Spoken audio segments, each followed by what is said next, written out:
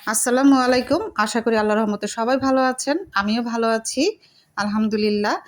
আজকে বিকেলে চটজলদি এই নাস্তাটি তৈরি করেছি। খেতে কিন্তু অসম্ভব মজার আর মুচমুচে। চটজলদি একদম সহজ উপকরণ দিয়ে এটা তৈরি করা যায়। আশা করি আপনাদের কাছেও ভালো লাগবে। তো আমি নাস্তাটি যেভাবে তৈরি করেছি সেটাই একটু শেয়ার করছি আপনাদের সাথে।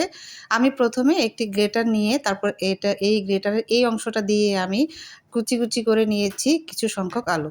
আমি এখানে ছোট সাইজের প্রায় 4টি আলু নিয়েছি। এই যে দেখতেই পাচ্ছেন একদম মিহি কুচি করে নিয়েছি আর খুব ভালো করে কিন্তু আমি এটাকে ধুয়ে নিয়েছি। তারপরে দিয়ে দিচ্ছি কাঁচামরিচ কুচি, ঝাল যে যেমন খেতে পছন্দ করেন তেমনই দিয়ে দিবেন। তারপর দিয়ে দিলাম আদা রসুনের পেস্ট সামান্য, তারপর দিয়ে দিলাম গোলমরিচের গুঁড়া সামান্য, একটুখানি জিরার গুঁড়া, একটুখানি হলুদের গুঁড়া, স্বাদ অনুযায়ী লবণ। এরপর দিয়ে দিলাম আটা। এখানে আপনারা ময়দা বা বেসন এটাও দিতে পারবেন, এমনকি চালের গুঁড়িও দিতে পারবেন, কোনো সমস্যা নেই।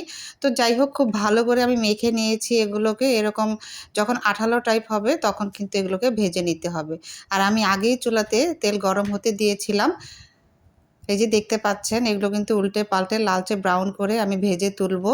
দেখতেই কিন্তু অসম্ভব সুন্দর লাগছে, খেতেও কিন্তু খুবই মজার। আশা করি আমার আজকের এই প্রসেসটি আপনাদের ভালো লেগেছে। চটজলদি একদম এই নাস্তাটি তৈরি করা যায় আর খেতে কিন্তু খুবই ভালো। তো সবাই অনেক ভালো থাকবেন আর আমার জন্য দোয়া করবেন। আর অবশ্যই ঘরের তৈরি খাবার খাবেন।